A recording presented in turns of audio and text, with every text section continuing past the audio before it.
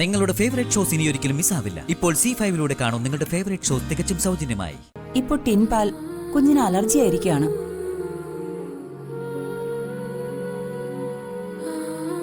അത് കൊടുത്താ കുഞ്ഞ് ഇനിയും വൊമിറ്റ് ചെയ്യും.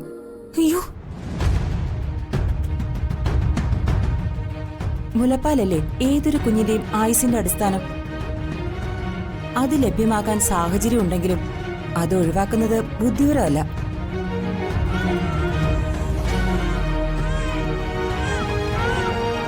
കാര്യങ്ങളെല്ലാം എനിക്ക് അനുകൂലമാവുകയാണ്. അങ്ങനെ തന്നെ വരട്ടെ. കുട്ടിക്ക് ഇമ്മ്യൂണിറ്റി പവർ ഉണ്ടാവണമെങ്കിൽ മുലപ്പാൽ കുടിച്ച് തന്നെ വളരണം.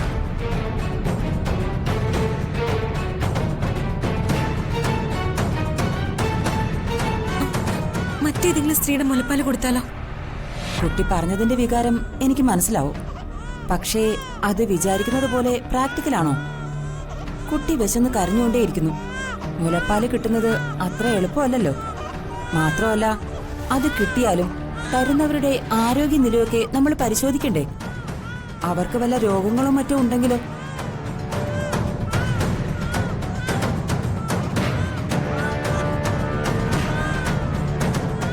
നിങ്ങളുടെ കുഞ്ഞിന്റെ ആരോഗ്യനില ഉറപ്പുവരുത്തേണ്ടത് നിങ്ങളുടെ ചുമതലയല്ലേ?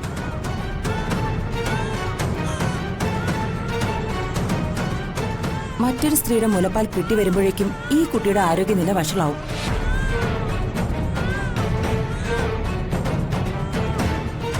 ഡോക്ടർ, എത്ര തെറ്റുകാരിയാണെങ്കിലും ഞാൻ ഈ കുഞ്ഞിനെ പ്രസവിച്ച അമ്മയാ.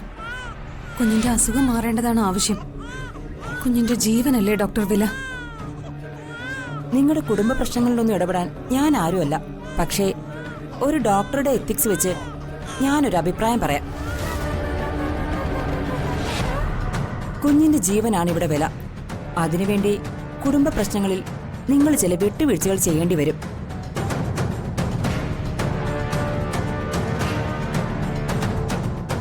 ഇവിടെ ഇപ്പോ ഇതല്ലാതെ മറ്റു ട്രീറ്റ്മെന്റുകളും ഇല്ല.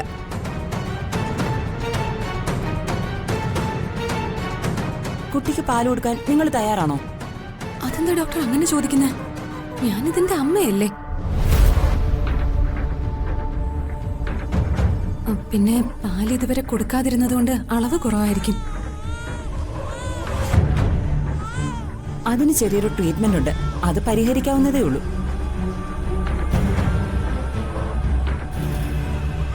What is your decision sir? ആ കുട്ടി പാല് കൊടുക്കട്ടല്ലേ? കുഞ്ഞിനോട് സ്നേഹം ഉണ്ടായിട്ടൊന്നുമല്ല.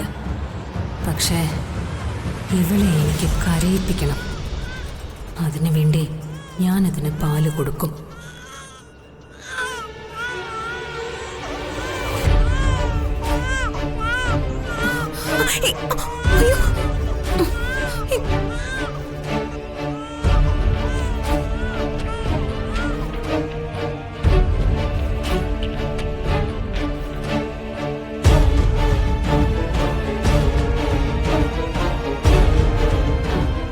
കണ്ടില്ലേ, ഇതാണ് അതിന്റെ ട്രീറ്റ്മെന്റ്, ഇതാണ് അതിന്റെ മെഡിസിൻ.